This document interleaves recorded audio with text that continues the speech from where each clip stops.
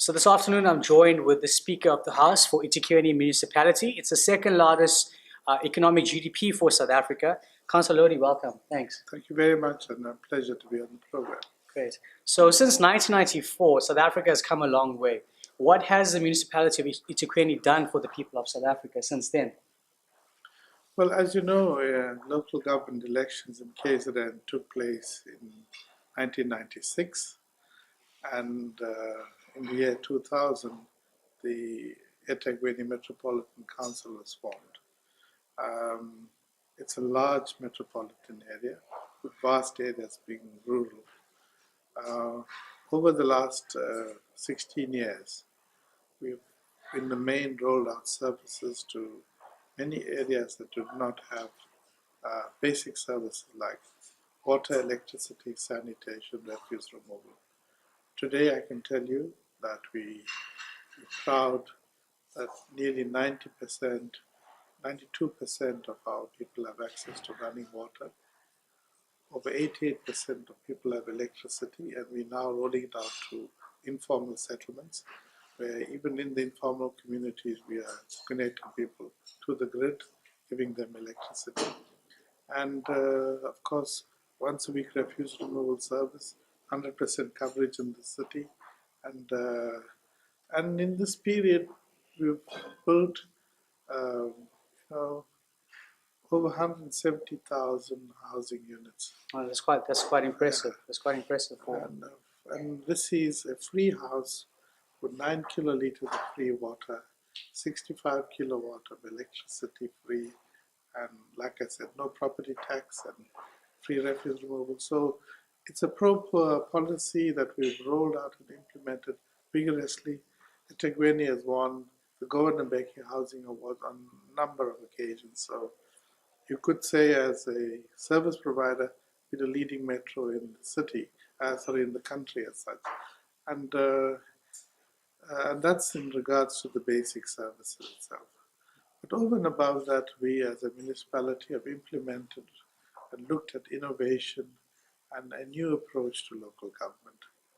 We built a plant that now takes wastewater and converts it into second-class water that we sell to the industrial sector in the Durban South Basin. That is really a world leader. It's in partnership with an overseas company, but it's the first in South Africa as such. We've achieved green drop status for most of our sewer treatment work, and that's the highest accolade that you can get. And in Sweden this year, last year rather, 2015, we were recognized for the standards that we maintain in terms of our sewer treatment works. Blue flag beaches, because of the tourism city, we have 7 blue flag beaches. We want all of our beaches to have blue flag status. That means water quality, the beach infrastructure, the cleanliness, all of it is of an international standard that any visitor from throughout the world can come to. So lots happening in the city, and I must say we're very proud of our achievements. But of course, crowning glory in 2010 was when we built the Moses Mabhida Stadium, which I still think is the most beautiful venue in the country. Mm-hmm. Our stadium was built as a sustainable project, going into the future, not wanting it to become a white elephant. A truly legacy project that we left from the 2010 Soccer World Cup. You have a sky car and a bungee swing that's utilized on a daily basis. It's generating revenue for the stadium. We have a high performance gym. We have the Virgin Active as a tenant, and including other retail outlets, restaurants, etc. Okay. So that has made that entire precinct transforming the city into a whole new first world city. That's pretty amazing. So Ethekwini Municipality offering first and building since 1994 solutions to get people out of poverty, to the point of now focusing on leisure. You got to broaden your rates base if you want to provide for the poor. There's got to be the element of subsidization. That's the reason why whilst we focus on the poor, we at the same time focus on growing the economy, supporting golf course estates, big developments. For example, on Amshlanga beachfront, we have the Pearls, which is a runaway success, and the forthcoming Oceans development and the Subaya node. Now those are the generators of revenue which the city can use to make sure that we can accomplish all of our social programs. Yes, we won the 2022 Commonwealth Games. We look forward, we're rolling out the infrastructure. The good thing is we're not spending too much of capital because we're utilizing existing infrastructure, upgrading it, and which won't be a huge financial burden to the city. But we're confident that it's going to be a great games on our shores, and we once again, like 2010, can be very proud of having hosted an event of an international magnitude as such. So Ethekwini has really progressed over the years. So Speaker, seeing that we have local government elections coming up very soon, what is the plan, or what is the budgets already allocated for projects for Ethekwini Municipality over the next 3 years? Just a short recap of it. Well, the budget for the 2016-2017 year is 40.1 billion rands. It's the second largest budget in the country. And of that, 6 billion rand goes towards hard capital infrastructure.